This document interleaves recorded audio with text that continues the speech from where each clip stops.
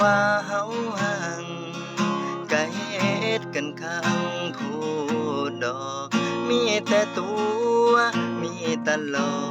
กเห็นเฮานั้นงูข้างหลาย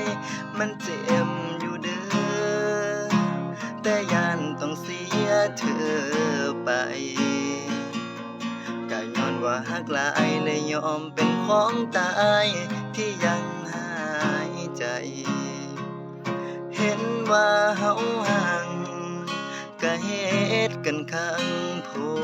ดดอกมีแต่ตัวมีแต่หลอกเห็นเฮานั้นงูข้างหลายมันเจ็บอยู่เด้อแต่ย้านต้องเสียเธอไปก็ย้อนว่าฮักหลายเลยยอมเป็นของตายที่ยังหายใจก็ย้อนว่าฮักหลายเลยยอมเป็นของตาย